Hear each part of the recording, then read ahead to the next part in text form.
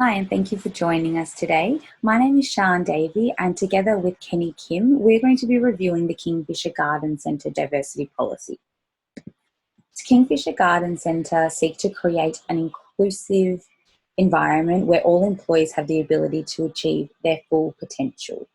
So with this in mind, we have reviewed their diversity policy, and there's a few aspects that we've looked at a little bit closer. I will begin by looking at the age-based diversity policy, followed by their work-life balance information. I'll then pass over to Kenny Kim, who will be looking at the disability diversity policy, followed by the Aboriginal and Torres Strait Islander people's policy. We'll be looking at what is included in the current policy and the benefits of that, and then also some areas that potentially could be improved. Whilst we're reviewing the Kingfisher diversity policy, we immediately noticed that although age-based diversity is said to be of importance, there isn't much information in the actual policy. Now, the Age Discrimination Act states that age discrimination is when a person is treated less favourably than another person in a similar situation based purely on their age. As mentioned in this diversity policy, Kingfisher have a really broad range of customers that they look after, and to ensure that each customer can be dealt with and handled appropriately, it's really important that their employees reflect the different ages of those customers. It's also really important because employees of different ages will all have different skill sets and different knowledges based on their experiences, and that can be passed on amongst all other employees. So there's a real benefit there as well. Now, recruiting and retaining staff of a really wide age group will also be key in this area. So it's really important to train recruitment in the benefits of age-based diversity so that we can get the best people on board. But to start with, we'd also need to include all of this information in the diversity policy so that everybody in the team can see the benefits of it, and so that it's clearly stated that it's important to Kingfisher Garden Centre. And to get a good grasp of this, we would encourage employees to conduct an annual survey so that we can get a good grasp of how each employee is feeling in each age group, and make sure that they aren't being discriminated against, or make sure that they feel really valued in the team. Now we'll next look at the work-life balance details that were in the Kingfisher Garden Centre diversity policy. We believe that they've actually done really well in providing flexible working arrangements to parents, and it allows for them to request part-time work, and also allows employees that are studying to request 4 days of study leave per year, which would really help with feeling valued within the team. But whilst there are benefits to this, we do believe there's a whole other aspect to work-life balance that Kingfisher Garden Centre could include.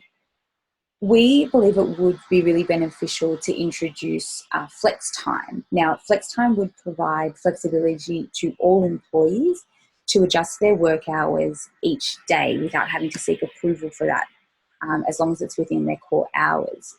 What that could mean is that employees will work a set number of hours per week, but day to day their starting and end times could differ based on what their needs are at home and at work. So, for example, on a Monday morning, if they need to drop their children off at school, they might start at 9:30 that day.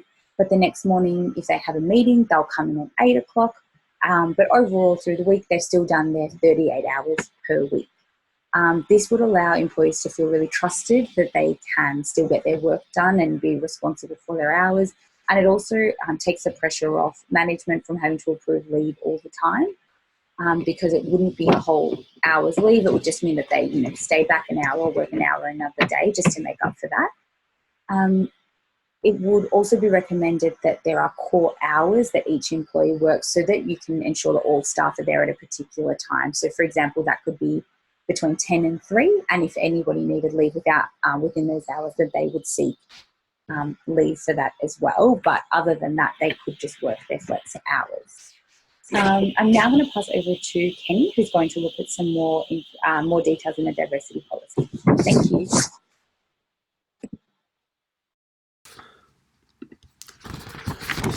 So moving on, so let's talk about disability diversity. So to start off, let's talk a bit about Kingfisher's diversity policy. So Kingfisher's diversity policy, Appendix 1, flexible work policy, state that this policy is to provide, create and support a diverse and inclusive workforce, and recognizes that many of its employees require working arrangements that are outside of the traditional full-time work structure. The purpose of this policy is to create and support a diverse and inclusive workforce, and it recognizes that many of its employees require working arrangements that are outside of the traditional full-time work structure.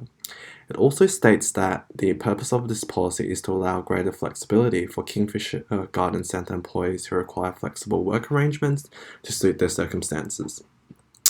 Furthermore, the flexible work policy addresses that this policy is catered for employees with a disability, employees who are 55 years and older, and employees who are responsible to take care of a child who is of school age or younger. As such, this policy attempts to create an inclusive workforce environment that recognizes employees with disabilities. However, this section of this policy fails to provide definitions of disability, as well as failing to provide specific strategies and recommendations to accommodate an inclusive and disability discrimination-free environment. As such, if we take a look at the Disability Health and Human Services Policy 2018-2020, they mention that the businesses must create a foundation for building an inclusive and diverse workforce. Thus, Kim Peake, Secretary of Department of Human and Health Services, states that it's about creating positive workforces that are welcoming and inclusive of people with disability, and about growing a culture of respect and zero tolerance to disability discrimination. So hence, as we see a limitation in strategies for people with disability, I'll be talking about 3 focus areas which implement an inclusive strategy that has zero tolerance to discrimination. So our first focus area is leadership and profile. So the action of this is to raise the profile in developing leadership for disabilities. It is important to develop, publish, and communicate case studies and stories that profile the VPS Enablers Network, which stands for the Victorian Public Sector Disability Employment Action Plan, as well as employees with disability and the opportunities and benefits of employing people with disability. They should also provide support to the VPS Enablers Network by contributing resources or raising charity funds for disability awareness events, host one event per year for the executive board to meet with the Enablers Network, and secondly and lastly, partner with as well as contribute to events such as International Day of People with Disability and Autism Awareness Day. So moving on to our next focus area, which is recruitment. The action of this strategy is to increase opportunity and participation for people with disability within our company. So first of all, businesses must investigate options and maintain safe and confidential information to disclose for employees with disability. Development of disability confidence training, which includes training and mentoring to managers. Build strategic partnerships with providers to strengthen the awareness of disability. To implement opportunities for department-specific graduate recruitment opportunity programs targeting graduates with disability. And lastly, to develop unconscious bias workshops regarding disability across the department. Our next strategy is retention. So the focus area is retention, and the action of this is to retain employees with disability, and we will implement professional development programs for employees with disability, develop and publish an accessible list of people we can contact for employees with disability for support and information if necessary, develop a checklist to ensure internal and external training and e-courses are accessible. So moving on, our next topic we'll talk about is the Aboriginal and Torres Strait Islander diversity. So the next area we're going to look at is Aboriginal and Torres Strait Islander people and how well Kingfisher provides for Indigenous diversity. So Kingfisher Garden Centre, in relation to its Indigenous recruitment opportunities, they considerably do it well in offering scholarship programs such as 1, for young women entering the workforce to access training leadership programs, and 2, 1 for Aboriginal and Torres Strait Islander people. However, I don't think it's enough to attract the Aboriginal and Torres Strait Islander group. I believe that Kingfisher should also implement strategies within their HR recruiting team, as well as the marketing team, to increase employment attraction for the Aboriginal and Torres Strait Islander people. Kingfisher Garden Centre should also attempt to target LGAs, which stands for local government areas that show larger prevalence of Aboriginal and Torres Strait Islander people. So as such, Kingfisher Garden Centre should implement further strategies that are specific. And if we move on, so our strategies for recruitment is that we must ensure that job advertisement and descriptions are designed to attract a wide pool of suitable applicants. So firstly, Kingfisher Garden Centre should consider how to attract Aboriginal and Torres Strait Islander job applicants and ensure advertising and recruitment processes are appropriate.